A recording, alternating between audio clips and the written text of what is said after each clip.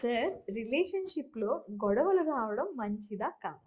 రిలేషన్‌షిప్‌లో గొడవలు రావడము మంచిది కాదండి. 2 ఆన్సర్స్ నేనని అడిగితే. గొడవలు రావడం అనేది ఇట్స్ ఎ సర్వైవల్ ఇన్‌స్టింక్ట్స్ అండి. It's okay. Part and parcel of life. అంటే హ్మ్. అదొక భాగం లైఫ్‌లో.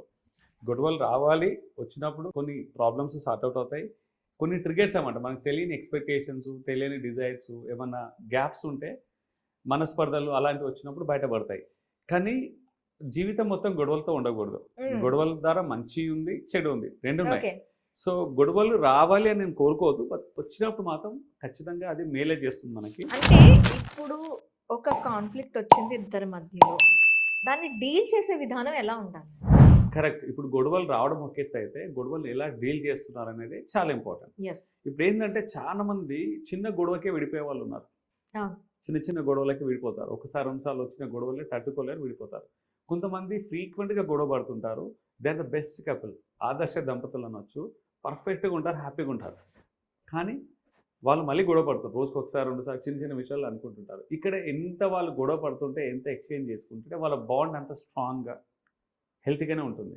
గొడవలనేది ఇట్స్ ఎ కైండ్ ఆఫ్ చిన్న ఫెయిల్యూర్స్‌గా అనుకోవచ్చు. హ్మ్. గొడవలు ఎందుకొస్తున్నాయి? హ్మ్. గొడవ ఫస్ట్ ఆఫ్ ఆల్ ఎందుకొస్తది? గొడవ పక్కన పెట్టండి. హ్మ్. కోపం ఎందుకొస్తుంది మనిషికి? కోపమే నెక్స్ట్ వర్షన్ గొడవ అండి. ఇంకేం లేదు. ఓకే. ఇప్పుడు దానికి గొడవకి కారణం ఏంటి? రెసెంట్‌మెంట్.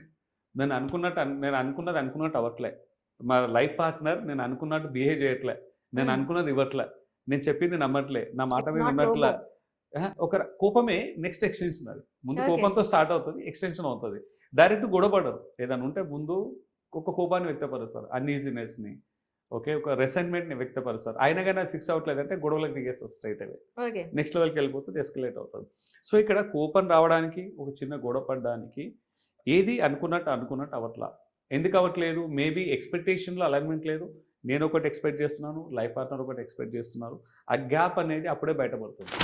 హ్మ్. ఇక్కడ ఏంటంటే పాజిటివ్ సైడ్ ఏంటంటే గ్యాప్స్ ఏంటనేది తెలుస్తుంది మనకి. ఓకే. నెగెటివ్ సైడ్ ఏంటంటే ఈ గొడవ రాగానే విలువలన్నీ పక్కన పెట్టి, ఒకరి మీద ఒకరికున్న రెస్పెక్ట్‌ని పక్కన పెట్టి, బంధంకి బంధానికి ఉన్న వాల్యూ పక్కన పెట్టేసి, ఆవేశంలో దిగేసి, నేను గెలవాలి, నేను ప్రూవ్ చేసుకోవాలి, అలా ఎలా అవుతుంది? గెలవడం పక్కన పెట్టు. నువ్వు ఇలా ఎందుకు చేసావు? ఎలా చేసావు? నేను గెలవద్దు, నువ్వు గెలవద్దు. నువ్వు సఫర్ అవ్వాలి. నేను సఫర్ అయినా, నువ్వు సఫర్ అవ్వాలి. హ్మ్. గొడవల చాలా వరకు ఈ మధ్య కాలంలో అయ్యేది అదే అండి. Tit for tat. హ్మ్. నేను బాగా ఎమోషనల్‌గా సఫర్ అయినా, నువ్వు కూడా ఎమోషనల్ సఫర్‌గా. హ్మ్. నేను ఇంత నష్టపోయాను, నువ్వు కూడా నష్టపో.